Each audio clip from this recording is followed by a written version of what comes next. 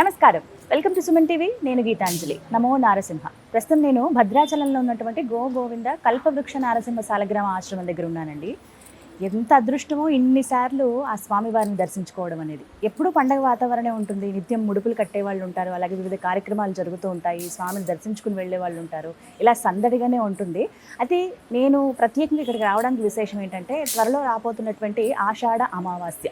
సాధారణంగా అమావాస్యలు ఆశ్రమంలో చాలా విశేషంగా ఉంటాయి. ప్రత్యేకించి ఈ ఆషాఢ అమావాస్యకి కొన్ని హోమాలు ఉన్నాయి. ఇంకా చెప్పాలంటే బుద్ధిమాంద్యంతో కొంతమంది పిల్లలు జన్మిస్తూ ఉంటారు. అలాగే చిన్నపిల్లలు ఆటిజం అనేది ఎక్కువగా చూస్తున్నాం మనం. అసలు ఇవి రావటం అనేది నిజంగా బాధాకరమే. కానీ వీటికి ఒక పరిహారం ఉంది. స్వామివారే దానికి ఒక పరిహారం తెలియజేస్తారని చెప్తారు గురువుగారు కృష్ణ చైతన్య స్వామివారు. మరి ఎలా, అసలు ఏం చేస్తారో ఆ రోజున తెలుసుకుందాం. వివరించేందుకు మనతో పాటు ఉన్నారు నృసింహ ఉపాసకులు, ఆశ్రమ నిర్వాహకులు కృష్ణ చైతన్య స్వామి గురుగారు. వారితో మాట్లాడదాం. గురుగారు నమస్కారం అండి. నమస్కారం అమ్మా. గురుగారు, ఆషాఢ మాసం అమావాస్య గురించి మాట్లాడదామండి. ఎందుకంటే నేను విన్నాను అమావాస్యలు చాలా విశేషం. ఎప్పుడు చూసేదే తెలిసిందే. ఎక్కువగా తండోపతండాలుగా వస్తూ ఉంటారు, స్వామి అనుగ్రహం పొందుతూ ఉంటారు. అయితే ఈసారి ఇంకా విశేషం ఏంటి? ఈ హోమాలు కానీ, ఇందాక నేను చెప్పినట్టుగా ప్రత్యేకించి పిల్లల కోసం అని చెప్పి కొన్ని కార్యక్రమాలు చేస్తున్నారని విన్నాము. అవి ఏంటి వివరించి? సాధారణంగా మనకు ఈ కల్పవృక్ష నరసింహస్వామి వారి ఆశ్రమంలో మనం అమావాస్య నాడు చేసేటువంటి విశేషమైనటువంటిది మహాలక్ష్మి ఆరాధన. మొట్టమొదటిది అంటే ఏ ఇంట్లో కూడా అలక్ష్మి అనేటువంటి దోషాలు ఉండకుండా మోక్షలక్ష్మి, స్థిరలక్ష్మి అనుగ్రహం ఉండాలి అనేటువంటి సత్సంకల్పంతో చాలా విశేషంగా ప్రతి అమావాస్య రోజు స్వామివారికి సంబంధించినటువంటి దాంట్లో ప్రాతకాలంలో గోపూజ, స్వామివారికి సంబంధించినటువంటి తిరుమంజనం, 9 కలశాలతో విశేషమైనటువంటి తిరుమంజనం, అనంతరం సంతాన ప్రాప్తి కోసం ప్రత్యేకంగా ఉదయం హోమం, వైనతేయ హోమం చేసి తదనంతరం వాళ్ళందరికీ కూడా గరుడ ప్రసాదాన్ని, సంతానం ఎవరికైతే సంతానం కోసం ఇబ్బంది పడుతున్నారో వాళ్ళందరికీ కూడా సంతాన ప్రాప్తి గరుడ ప్రసాదం ఇవ్వడం, సాయంత్రం 4 గంటల నుంచి కూడా శ్రీ మహాలక్ష్మి అమ్మవారి హోమం, అదేవిధంగా మహాసుదర్శన నారసింహ హోమం చాలా విశేషంగా, అష్టముఖ గండబేరుండ జ్వాలా నారసింహస్వామి వారికి సంబంధించిన హోమం, ఆయుష్ హోమం, ఇవి మనం చేసేటువంటి కార్యక్రమం. ఈ ఆషాఢ అమావాస్య అనేటువంటిది మనందరికీ కూడా దక్షిణాయన పుణ్యకాలం ప్రారంభమైన తర్వాత వచ్చేటువంటి మొట్టమొదటి అమావాస్య, ఫస్ట్. అయితే ఆషాఢం నుంచి కార్తీకం వరకు కూడా చాతుర్మాస్యం 4 నెలలు కూడా ఏదైనా మంత్రాన్ని జపం చేసుకోవడం, స్వామివారికి సంబంధించినటువంటి నామ సంకీర్తన చేయడం, ఇవన్నీ కూడా చాలా విశేషమైనటువంటి శుభం ఈ రోజులో చేస్తాయి. అయితే ఆషాఢ మాసంలో వచ్చేటువంటి అమావాస్య మనం ఎందుకు ఇక్కడ విశేషంగా ఈ యొక్క దాంతో చేస్తున్నట్టే, ఆడి అమావాస్య అంటాం మనం. ఆడి అమావాస్య అనేటువంటి దాంట్లో మనం చేసేటువంటి చిన్న పూజ, చిన్న దానం, చిన్న హోమం ఏదైనా కూడా విశేషమైనటువంటి ఫలితం ఇస్తుంది, ఫస్ట్. రెండో విషయం ఏంటంటే, మన స్వామివారికి సంబంధించిన సన్నిధిలో ఇక్కడ 2 విశేషమైనటువంటి ఫలితాలని భక్తులు పొందడానికి అవకాశం ఉంటుందమ్మా. ఒకటి స్వామివారికి సంబంధించినటువంటి ప్రదక్షిణ, రెండవది గోసేవ. మనకు ఎలాంటి గ్రహ దోషాలు ఉన్నప్పటికీ కూడా గోశాలలో ఒక 10 నిమిషాలు ఉంటేనే మనకు అద్భుతమైనటువంటి ఫలితం వస్తుందని చెప్పి మనకు పెద్దలు చెప్తారమ్మా. అలాంటిది మనకున్నటువంటి ఎలాంటి దోషాలనైనా కూడా నివారణ చేసేటువంటి అత్యద్భుతమైనటువంటి హోమాన్ని మనం స్వామి సన్నిధిలో చేసుకుంటాం. ఈ 2 కూడా గోశాలలో చేసుకోవడం అనేటువంటిది అత్యద్భుతమైనటువంటి భాగ్యం. అది మనకు ప్రతి అమావాస్య పౌర్ణమి తిథులలో ఉంటుంది. అయితే మనం చాలా ఇళ్లలో చూస్తుంటాం, సంతానానికి సంబంధించినటువంటి విషయంలో సంతానం వచ్చినటువంటి వాళ్ళు కొంతమంది ఇబ్బంది ఉంది, సంతానం లేక ఇబ్బంది పడేటువంటి వాళ్ళు కొంతమంది. సంతానం లేక ఇబ్బంది పడేటువంటి వాళ్ళ కోసమే వైనతేయ హోమాన్ని మనం చేస్తూ గరుడ ప్రసాదం ఇవ్వడం ఒకటైతేమా, అదేవిధంగా పుట్టిన తర్వాత అంటే బుద్ధిమాంద్యంతో, ఆటిజం అనేటువంటి దాంతో, అంటే ఓవర్గా వాళ్ళ యొక్క ప్రవర్తనలో ఉండేటువంటి దాంతో, మందబుద్ధి ఉండి ఇబ్బంది పడేటువంటి వాళ్ళు అందరి కోసం ప్రత్యేకంగా కూడా ఆనాడు అష్టముఖ గండబేరుండ జ్వాలా నారసింహ హోమాన్ని మనం చేస్తున్నాము. అంటే దీని ప్రభావం చేత వాళ్ళలో కొంచెమైనా మార్పు వస్తుంది అనేటువంటి సంకల్పం. ఎందుకంటే మనం చాలా అమావాస్యల్లో ఇక్కడికి వచ్చేటువంటి వాళ్ళందరికీ కూడా ప్రత్యేకంగా దృష్టి తీసేటువంటి కార్యక్రమం మనం చేస్తున్నాం. ప్రతి అమావాస్య ఉదయం 8 గంటల నుంచి సాయంత్రం 6 గంటల దాకా ప్రత్యేకంగా ఈ అమావాస్య ఇంకా విశేషం అమ్మా. ఆషాఢ అమావాస్య అంటే నార్మల్గా ప్రతి అమావాస్యలో మనం ఇక్కడ దిష్టి తీస్తున్నామని చెప్పాము. ఆ దిష్టి తీసేటువంటి క్రమంలో ప్రత్యేకంగా వీటిని ఇలా తయారు చేసి ఇందులో ప్రత్యేకమైనటువంటి వస్తువులని, ద్రవ్యాలని ఉంచి ఒక మనిషి ప్రత్యేకంగా దీనికోసం ఉంటారమ్మ, వారే సపరేట్గా తీస్తారు. ఇవన్నిటిని కూడా ముందు రోజే అంటే సుదర్శన మంత్రాత్మకంగా వీటన్నిటిని కూడా అభిమంత్రించి, మన్య సూక్తంతో సుదర్శన మంత్రాత్మకంగా అభిమంత్రించి వీటి పూజ అయిన తర్వాత ఎవరికి వాళ్ళు ప్రతి మనిషికి కూడా అంటే ఒక్కొక్కరికి ఒక్కొక్క వ్యక్తికి ఒకటి వాడుతూ ప్రత్యేకంగా చేస్తారమ్మ. అంటే ఒక కుండ లోపల ఉన్నటువంటి ద్రవ్యము, కొబ్బరికాయ. ఇది ఇదంతా కలిపి దిష్టి తీస్తారు. దిష్టి తీస్తారు. దిష్టి తీసి దాన్ని అక్కడ పగలగొట్టి వాళ్ళకి సంబంధించినటువంటిది అంటే తర్వాత ఏం చేయాలనేటువంటిది అక్కడ ఉన్నటువంటి వాళ్ళు చెప్తారు. చాలా విషయం అంటే దృష్టి అనేటువంటిది మానవ జీవితాన్ని పట్టి కుదిపేస్తుంటుందమ్మా. నార్మల్గా ఎంత పెద్దవాళ్ళైనా అంటే అది రోగపరంగా కావచ్చు, శరీరం నిస్సత్వం అయిపోవడం కావచ్చు, ఏదైనా ఒక గ్రహ ప్రభావాలు కావచ్చు, ఖచ్చితంగా చాలామంది మార్పు చూసాం మేము. అంటే నేను కూడా అమావాస్య అయిన తర్వాత ఒకసారి ప్రత్యేకంగా దృష్టి తీయించుకుంటున్నాం అమ్మ. అంటే స్వామివారి సన్నిధిలో అంత విశేషమైనటువంటిది. దీన్ని తీయించుకోవడానికి చాలామంది అంటే ఆరోగ్యం ఇబ్బంది పడేటువంటి వాళ్ళు కావచ్చు, గ్రహ ప్రభావాలు ఉండేటువంటి వాళ్ళు, దృష్టి దోషాలను బాధపడే వాళ్ళు ప్రత్యేకంగా వచ్చి తీయించుకొని వెళ్ళిపోతున్నారు. అంత విశేషం మొత్తం ఇలాగే ఉంటుంది. ఇలానే ఉంటుంది. ప్రతి ఒక్కరికి ద్రవ్యం ఉంటుంది. ద్రవ్యాలు ఉంటాయండి. ఆ దృష్టి తీసేటువంటి కార్యక్రమాన్ని చేస్తూనే వచ్చినటువంటి ప్రతి భక్తుడు కూడా వాళ్ళ ఇంట్లో కట్టుకోవడానికి కూడా అంటే ఇక్కడికి వచ్చేటువంటి వాడికి ఒకటైతే ఇంట్లో ఉండేటువంటి అలక్ష్మి అనేటువంటి దోషం తొలగిపోవడానికి ప్రత్యేకంగా హోమ ప్రసాదాన్ని వాళ్ళకి ఇవ్వడం ఒకటి చేస్తున్నాం. సరే, ఇవన్నీ బాగానే ఉంది. ఆ బుద్ధిమాంద్యం ఉండేటువంటి వాళ్ళ కోసం ఏం చేస్తున్నాం అంటే మన దగ్గర ఉన్నటువంటి సాలగ్రామాలు, మన దగ్గర చాలా సాలగ్రామాలను సేకరించుకొని మనం విశేషంగా పూజ చేసుకుంటాం.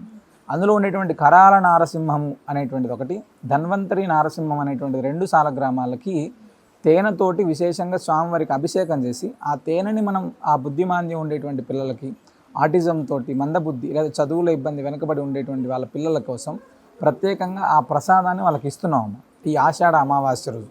అది చాలా విశేషం. అంటే ఆషాఢ అమావాస్య రోజు ఈ యొక్క దర్శనం చేసుకోవడం ద్వారా రోగ బాధలు అనేటువంటివి ఉండవు. ఫస్ట్ స్వామివారిని దర్శనం అంటే రోగ బాధలు ఎందుకు ఉండవు అంటే ఇప్పటి నుంచి కూడా ప్రారంభమయ్యేదంతా కూడా రోగాలకు సంబంధించినటువంటి సమయం కూడా వస్తుంది. వర్షాకాలం అనేటువంటిది పూర్తిగా రోగాలకు సంబంధించినటువంటి అలాంటి రోగ బాధలు ఏవి కూడా మన కుటుంబానికి ఉండకుండా ఉండాలి అనేటువంటి సంకల్పంతో విశేషంగా మనం ఈ యొక్క హోమాలు, అదేవిధంగా స్వామివారికి సంబంధించినటువంటి అభిషేకం, ఇవన్నీ విశేషమైనటువంటి పూజలు ఇక్కడ మన దగ్గర జరుగుతాయి. మరి ఎవరెవరు పాల్గొనొచ్చు, ఎలా పాల్గొనాలి, ఈ వివరాలు కూడా తెలియదు. ఖచ్చితంగా అంటే స్వామికి ఆర్తితోటి ముడుపు కట్టేటువంటి ప్రతి భక్తుడు కూడా అంటే మన కుటుంబం యొక్క ఉన్నతి కావాలి అనుకునేటువంటి ప్రతి భక్తుడు ఆ రోజు ప్రాతకాలం నుంచి రాత్రి దాకా ఏ సమయంలో అయినా వచ్చి ముడుపు కట్టుకోవడానికి అవకాశం ఉంటుంది. ఒకటి ఫస్ట్. అభిషేకాన్ని దర్శనం చేసుకోవాలనుకుంటే ఉదయం 8 గంటలకు ప్రారంభమవుతుంది, అభిషేక దర్శనం చేసుకోవచ్చు. అదేవిధంగా సంతానం కోసం అంటే ప్రతి అమావాస్య పౌర్ణమి రోజు ఇక్కడ సంతాన ప్రాప్తి కోసం గరుడ ప్రసాదం మనం ఇవ్వడం జరుగుతుంది. ఆ సంతానం కోసం వచ్చేటువంటి వాళ్ళకేమో ఉదయం 8 గంటల నుంచి ఆ యొక్క పరంపర కొనసాగుతూనే ఉంటుంది. అంటే ఆర్థికంగా మేము స్థిరత్వం రావాలి, రోగ బాధలు, రుణ బాధలు అనేటువంటి ఉండకుండా ఉండాలి మన కుటుంబంలో అనేటువంటి వాళ్ళందరికీ కూడా ఆ రోజు సాయంత్రం 4 గంటల నుంచి ప్రత్యేకమైనటువంటి హోమాన్ని నిర్వహించి వాళ్ళందరికీ కూడా స్వామివారికి సంబంధించినటువంటి ఆశీర్వచనాన్ని, ఆ తీర్థాన్ని అన్ని కూడా ఇవ్వడం జరుగుతుంది. ఎవరైనా రావచ్చు, ఎవరైనా పాల్గొనవచ్చు. ప్రత్యక్షంగా అయితే ఖచ్చితంగా పాల్గొనాలి. ప్రత్యక్షంగా ఉంటే స్వామి వైభవం చూడడానికి మనకు 2 కళ్ళు సరిపోవాలి, అంత అద్భుతంగా ఉంటుంది. ఎందుకంటే మీరు నేను చాలాసార్లు చెప్పాను, స్వామి అంటే అమావాస్య లాంటి పర్వదినాల్లో భక్తులు చేసేటువంటి ప్రదక్షిణలో భగవంతుడు కూడా ఉంటాడేమో. ఎందుకంటే అన్ని వేల మంది స్వామివారికి ప్రదక్షిణ చేస్తూ ఉంటే కూడా ఎవ్వరు కూడా అలసట లేకుండా, ఎలాంటి ఇబ్బంది లేకుండా ఇక్కడికి పాల్గొని ముడుపు కట్టి స్వామివారికి సంబంధించినటువంటి అన్నప్రసాదాన్ని తీసుకొని వచ్చేటువంటి ప్రతి భక్తుడు కూడా అంటే ఇక్కడ మంచి జరుగుతుంది. మేము ప్రతినిత్యం కూడా వింటాం, మన స్వామివారికి ముడుపు కట్టాం, మా పిల్లలకు ఉద్యోగం వచ్చింది, పెళ్లి సెట్ అయింది, ఆ సంతానానికి సంబంధించినటువంటి మంచి జరిగింది, వీసా వచ్చింది, ఇలా ఎన్నో రకాలైనటువంటి ఫోన్స్ ముడుపు కట్టిన తర్వాత అంటే అవ్వలేదు అనేటువంటి వాళ్ళు చాలా తక్కువ, అయింది అని చెప్పేటువంటి వాళ్ళు చాలా ఎక్కువ. అది అంటే ఆర్తితోటి ఇక్కడ ప్రదక్షిణ చేస్తే, అమావాస్య నాడు ప్రదక్షిణ చేస్తే సాధారణంగానే మనం కల్పవృక్షానికి గోమాతకు కలిపి చేసే ప్రదక్షిణ భూ ప్రదక్షిణతో సమానం. మరి అమావాస్య అనేటువంటి విశేషమైనటువంటి పర్వదినాల్లో చేసేటువంటి ప్రదక్షిణకి ఇంకా విశేషమైనటువంటి ఫలితం మనకు దక్కుతుందమ్మ. ఎలాంటి గ్రహదోషాలైనా కూడా తొలగిపోతుంది. సాధ్యమైనంత వరకు ప్రత్యక్షంగా పాల్గొనడానికి ప్రయత్నించాలి. ఇంకేమైనా విశేషాలు ఉన్నాయండి ఆ రోజున? అంటే ఉదయం నుంచి హోమము, దృష్టి, ఇతర సంతాన ప్రసాదం, ఇవి ముడుపులు.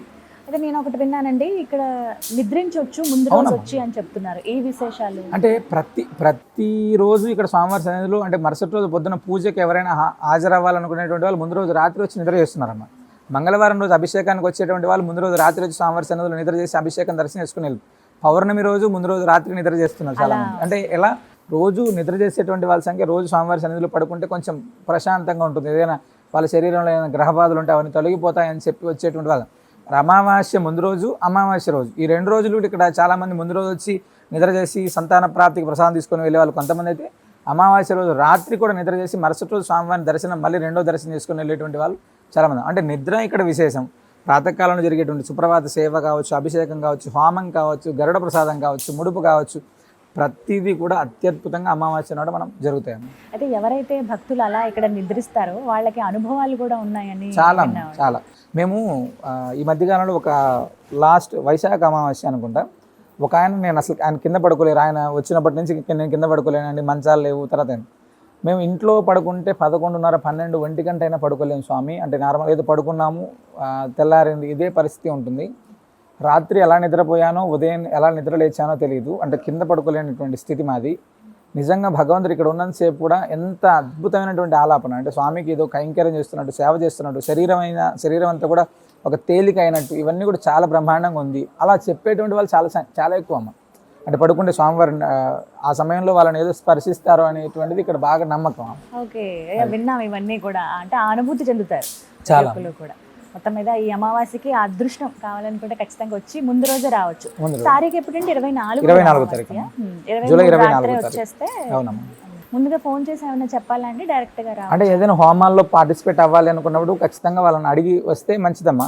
లేదు డైరెక్ట్గా వచ్చి ముడుపు కట్టేటువంటి వాళ్ళు కూడా ప్రతి నిత్యం కూడా వచ్చేటువంటి వాళ్ళు యథావిధిగా వచ్చి వాళ్ళు ముడుపు కట్టుకొని తీర్థప్రసాదం తీసుకొని వెళ్ళచ్చు. నృసింహ రక్ష కూడా దొరుకుతుంది కాబట్టి వచ్చి తీసుకొని వెళ్ళచ్చు.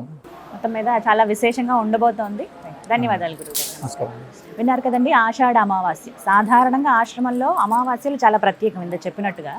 అయితే జరగబోయేటువంటి కార్యక్రమాలు ఆ రోజున ఏమున్నాయి అన్నీ వివరించారు. మీకు కుదురుతుంది అని అంటే కనుక 23 సాయంత్రానికల్లా ఇక్కడ ఉంటే, అలాగే ఇక్కడే మీరు ఆశ్రమంలోనే నిద్రించి ఒక రాత్రి నిద్ర చేసినట్టు కూడా ఉంటుంది. ఒక దివ్యమైన అనుభూతి అది. తెల్లవారుతుండగానే స్వామివారి దర్శనం చేసుకుని అమావాస్యలో జరిగేటువంటి ఆ హోమాలు మీ శక్తి కొలది మేము హోమం చేయించుకోవాలనుకుంటున్నాం అంటే కనుక మీరు ముందుగా చెప్తే మంచిది. లేకుంటే అప్పుడు వచ్చినప్పుడు మీరు ముందుగా మీ పేరు గోత్రం నమోదు చేయించుకుని హోమంలో మీరు కూడా కూర్చోవచ్చు. స్వయంగా స్వామి ఎదురుగుండనే ఇక్కడే హోమగుండం ఉంటుంది. ఆ హోమగుండం దగ్గర అందరూ కూర్చుని హోమం చేసుకోవచ్చు. అలాగే ఎవరైనా బుద్ధిమాంద్యం ఉన్న పిల్లలు, కొద్దిగా ఆటిజం ఉందండి మా బాబుకి, తగ్గట్లేదు, చాలా ప్రయత్నాలు చేసాం అన్నవాళ్ళు ఖచ్చితంగా రండి. స్వామి దగ్గర నిజంగా ఒక పరిహారం అయితే దొరుకుతుంది. క్రమేణా నార్మల్గా పిల్లలు అవ్వడం అనేది చాలామంది ఉన్నారు ఇక్కడ. చాలామంది వాళ్ళు ఇలా నిదర్శనం అని చెప్పి వాళ్ళు చెప్పిన వాళ్ళు ఉన్నారు, ఎంతోమంది భక్తులు. ఏమో మనకు కూడా అలా అయ్యి మన పిల్లలు బాగుండొచ్చు. ఒక్కసారి ప్రయత్నించండి, వచ్చి చూడండి. అలాగే దిష్టి తీసే కార్యక్రమం కూడా ఉంటుంది. మనకి ఇళ్లల్లో ఇవన్నీ కుదరవు. అలాంటిది నారసింహస్వామి వారి సన్నిధిలో మనకి ఈ విధంగా అవకాశం ఉన్నప్పుడు ఎవరో వదులుకోవద్దు. నేను చెప్తున్నానని కాదు కానండి, చాలామంది వారి వారి అనుభవాలు చెప్పి జీవితంలో మేము మా మార్పుని చూసాము, ఒక మార్పునని చెప్పారు. అలాంటి అనుభూతి మీరు కూడా చెందాలంటే ఖచ్చితంగా రండి. భద్రాచలంలో రాముల వారి సన్నిధికి 100 మీటర్ల దూరం అంతేనండి. ఎవరిని అడిగినా చెప్తారు కల్పవృక్ష నారసింహస్వామి వారి ఆశ్రమం ఎక్కడ అని చెప్పి. చక్కగా రండి, స్వామివారిని దర్శించుకోండి. నమస్కారం.